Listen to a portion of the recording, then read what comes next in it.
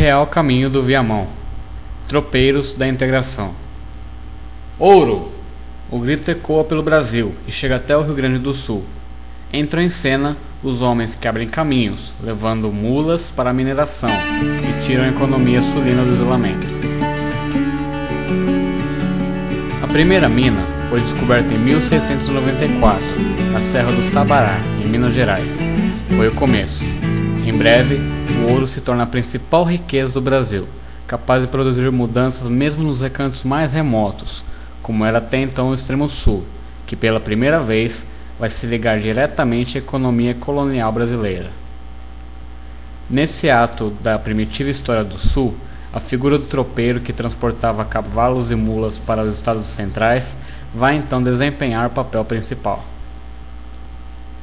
Os efeitos serão ainda maiores, porque a descoberta de ouro em Minas Gerais, Goiás e Mato Grosso cessa ao mesmo tempo em que a indústria açucareira do Nordeste enfrenta dificuldades diante da concorrência das plantações holandesas nas Antilhas. A corrida do ouro atrai aventureiros e provoca um rápido e desordenado crescimento da população das zonas de mineração em regiões de difícil acesso e distantes do litoral. A febre do ouro leva à proibição de que se façam plantações ou criação de animais, para que não haja desvio da mão de obra das minerações. Ou seja, um escravo garimpando ouro era mais lucrativo do que trabalhando na lavoura. A proibição provoca crise no abastecimento. Nesse momento, quando a atividade mineradora reclamava de suprimentos de animais de corte e tração, ganham importância os rebanhos do sul. A partir de agora, o sul se ligará como economia central de exportação. Neste período, o comércio de mulas para as zonas de mineração torna-se um negócio tão rendoso que até os jesuítas entraram nele, inicialmente comprando os animais para revender aos tropeiros, depois mantendo suas próprias criações. No início, eles traziam mulas de Santa Fé, e o contrabando foi tão intenso que o rei da Espanha decidiu controlar as saídas, instituindo uma licença para o trânsito das tropas. Abrem-se novos caminhos. Bartolomeu Paes de Abreu, sesmeiro dos Campos Gerais de Curitiba, propõe a abertura de uma estrada que ligue os campos do extremo sul diretamente aos centros de distribuição de animais, em São Paulo. O governador de São Paulo aceita a ideia, encarregando o sargento-mor Francisco de Souza Faria de fazer a abertura do caminho. A região onde hoje está Laguna, Santa Catarina, não quer fazer a nova estrada, que iria concorrer com seu porto, e somente em 11 de fevereiro de 1728, Souza Faria parte com 98 homens brancos, numerosos índios e escravos. Começa abrindo picadas na mata em direção aos campos de cima da serra, à altura do Morro dos Conventos, margem esquerda do rio Aranguá, 90 km ao sul de Laguna. Após 2 anos, Faria alcança sua primeira meta e depara com campos admiráveis e neles imensidade de gado. Ele havia descoberto o que se chamaria de Vacaria dos Pinhais. Estava aberto o Caminho dos Conventos, a primeira estrada a ligar o sul ao resto do Brasil. Para encurtar caminho, Cristóvão Pereira de Abreu, o mais famoso tropeiro desse período, aperfeiçoa a rota de Souza Faria. Acompanhado de 60 homens, constrói mais de 300 pontes para encurtar o trajeto, que agora pode ser feito em apenas 30 dias. Em fevereiro de 1733, chega a Vacaria dos Pinhais, de onde retorna com mais de 3.000 mulas e cavalos. Está inaugurado o grande ciclo do tropeirismo.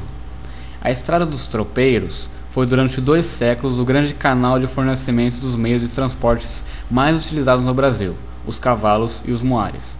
Laguna foi marginalizada por essas novas rotas. A vila de Laguna entra em decadência, dando lugar assim ao novo ciclo, e dezenas de novas cidades serão fundadas ao longo do Real Caminho do Viamão. Ao contrário dos espanhóis que fundaram alguns núcleos de povoamento no Paraná, os portugueses não demonstraram muito interesse pelo estado. Porém, no século XVII, esse quadro mudou, quando os bandeirantes descobriram o ouro no Paraná, e para extraí-lo, tentaram escravizar, bem como catequizar os indígenas locais. Foi nesse mesmo período que descobriu-se na região do Paraná uma área aurífera, anterior ao descobrimento das Minas Gerais, que provocou o povoamento tanto no litoral quanto no interior. Contudo, foi apenas no século XIX que as terras do centro e do sul do Paraná foram definitivamente ocupadas pelos fazendeiros. Não há como negar que o Tratado de Madrid, assinado em 1750 e que deu à coroa portuguesa a posse do Paraná, serviu como uma tentativa de pôr fim ao litígio entre Portugal e Espanha a respeito dos limites de suas colônias na América do Sul. No entanto, essa foi a primeira tentativa, uma vez que a validade do antigo Tratado de Tordesilhas estava em xeque. O novo tratado tinha por objetivo que se assinalassem os limites dos dois estados, tomando por balizas as paragens mais conhecidas, tais como a origem e os cursos dos rios e os montes mais notáveis, a fim de que em nenhum tempo se confundisse, nem desse ensejo a contendas que cada parte contratante ficasse com o território que no momento possuísse, à exceção das mútuas concessões que nesse pacto se iam fazer e que em seu lugar se diriam. O tratado, por sua vez, não usava linhas convencionais, mas outro conceito de fronteiras, introduzido nesse contexto por Gusmão. A posse efetiva da terra e os acidentes geográficos como limites naturais.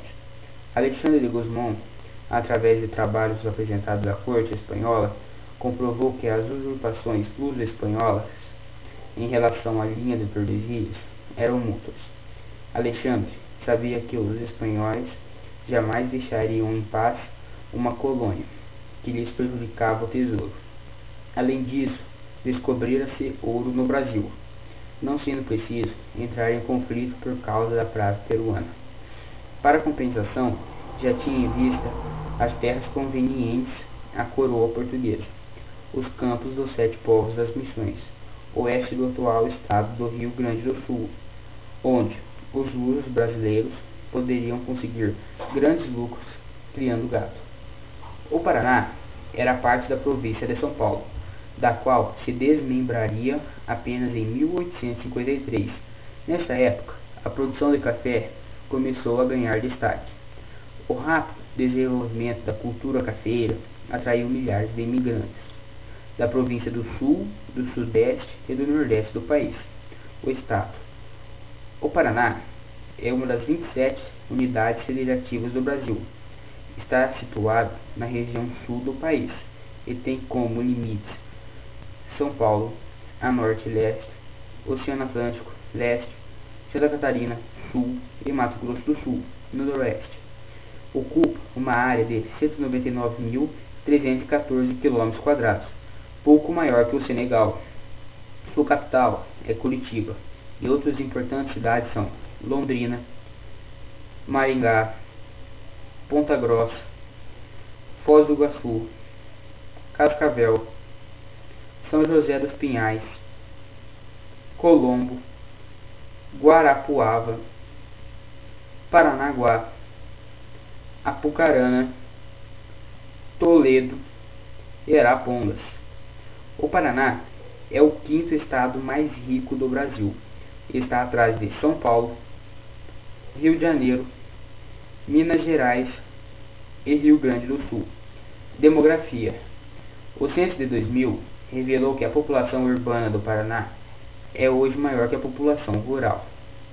Cerca de 81,5% dos habitantes do estado moram nas cidades. A população estimada do Paraná é de 10.284.503 habitantes. Agropecuária. As principais riquezas agrícolas do Paraná são o trigo, o milho e a soja. Indústria. Os principais gêneros de indústria são os de produtos alimentícios e de madeira. Curitiba é o maior centro industrial e os principais setores de sua indústria são o alimentar e de imobiliário, de madeira, minerais não metálicos e bebidas. Energia. O Paraná tem um grande potencial hidrelétrico, muito bem aproveitado, especialmente no Rio Iguaçu, onde foram construídas várias hidrelétricas, entre elas a de Foz do Iguaçu, Salto Osório e Salto Santiago. Mas o Paraná também é rico em energia gerada pelas usinas de açúcar e álcool, que produzem eletricidade a partir da queima do bagaço da cana-de-açúcar.